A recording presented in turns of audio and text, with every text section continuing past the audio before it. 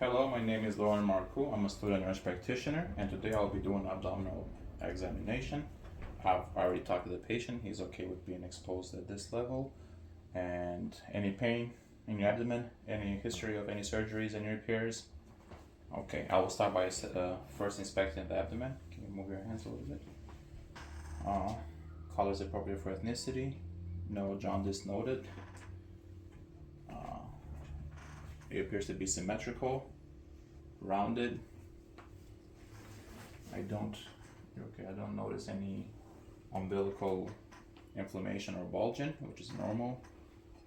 I'm trying to assess for aortic palpitations. I don't notice any. I don't notice any peristalsis, which are normal finding, just a normal respiratory breathing. Next, I will move on to auscultation. I listen to bowel sounds, mid-clavicular line in the 4 quadrants.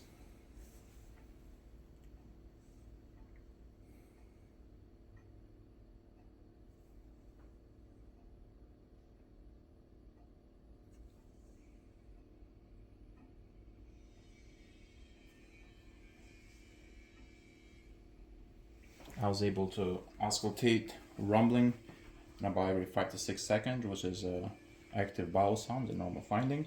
Next, I will auscultate the arteries. I will start with the aorta. I will deal with the bell since it tends to pick up lower frequency. I will assess for bruits. So aorta, xiphoid process, umbilicus, inferior to the midway point.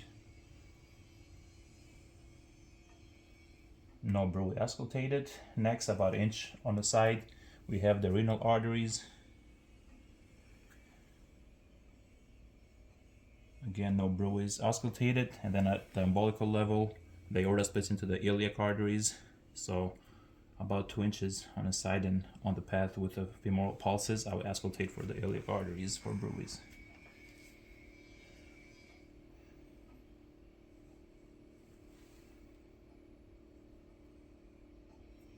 No bruits, and then the femoral.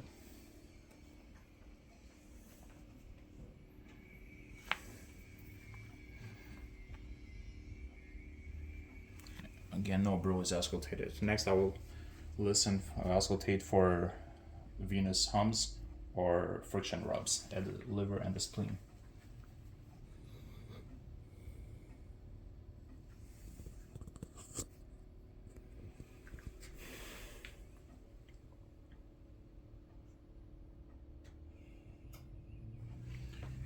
No venous hums or friction rubs. The friction runs, if I did here, would sound like the thumb and the index finger rubbing together by the ear.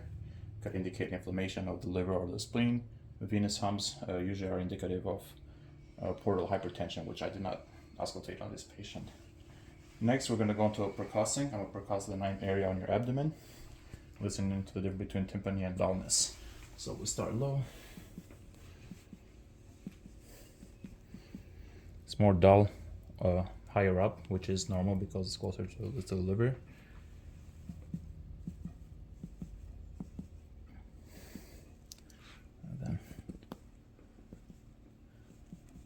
Each time I'm doing it, I'm striking the distal interphalangeal joint. If closer to the pubic area, if I was listening to dullness, that could indicate that you could have some urine in there, about 400 to 600 milliliters. I was able to, when I percussed, hear the dullness, which is by the liver. So now we're gonna measure the span of the liver dullness. We'll start mid-clavicular at the chest area. And I hear some dullness over here, and I'm gonna start from lower.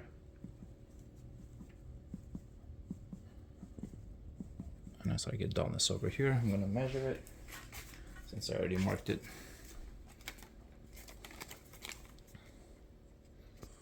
And this is about 8 centimeters, which is a normal finding. Normal is 6 to 12. If the liver was enlarged, it will be bigger. Next, I'm going to percuss the spleen over here for the splenic sign. Take a deep breath. I still hear tympany, which is a normal finding. If the spleen was enlarged, like splenomegaly, I was able to hear dullness when I percussed. So next we're gonna move on to palpation. You let me know if you feel any pain. This is gonna be superficial, light.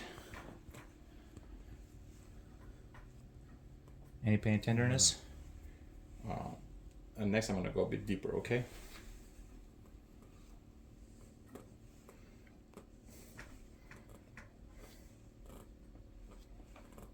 Any pain or tenderness?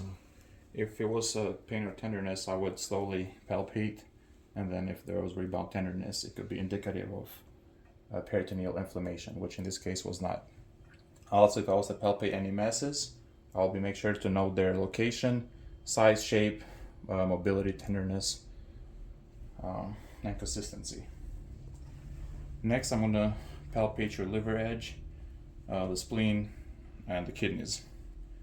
So this is kind of a weird position from here, but with my left hand, the costal margin, and then I will pull that up, and then with my right, I will try to palpate the liver edge, which is kind of soft over here. And then on the spleen, I'm gonna kind of do the same. Soft, which is normal finding. And then also the kidneys over here.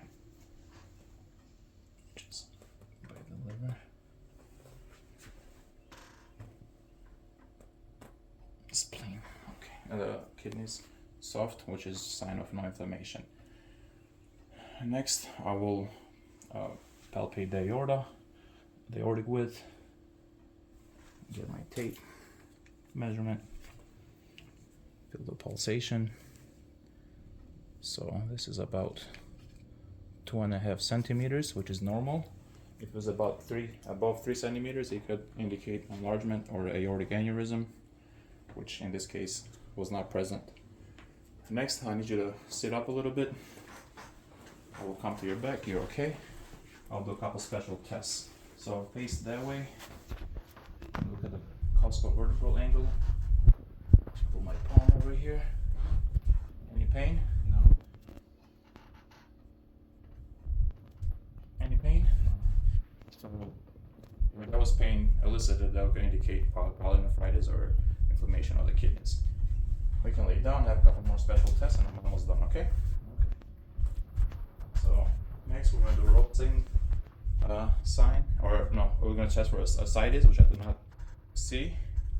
We'll start with percussing. So we call shift in dullness. If there was any ascites, it will be more to the flank. It will be more dull, from tympany to dullness, which is not present. And then have you turn to the side. And if ascites was present, the dullness would go away. It'll be more tympany when I percuss over here on the flank, which is not the case. Okay, you can come back. Put your arm at the midline. Okay, and then I'm gonna tap it. I don't feel any through on the other side. If there was a size of fluid, the thrill would travel, and I'll be able to feel it on the other side, which I did not. Next, we're gonna do the check for appendicitis. I'm gonna press down over here. Any pain? If acute appendicitis was suspected, the pain from the left quadrant will travel to the right. Next, we're gonna do the psoas sign. Put your leg up. Press. Any pain? No. So the psoas muscle, if the retrocecal appendix was inflamed, it would irritate the psoas muscle, and he will be pain or tender on the quadrant over there, which is not the case. One more test over here. We're gonna do the obturator. I want you to press against me over this side. Any pain? No. About out on the outside? Any pain? No. Tenderness? So that flexes the obturator muscle, and in case of an acute appendicitis, he will feel pain that will travel from there to the right lower quadrant. One more test. We're going to check for cholecystitis. I want you to take a deep breath. I'm going to palpate across the liver. Any pain? No. And this is a normal finding. If it was inflamed or cholecystitis, it will be painful. And that concludes this examination.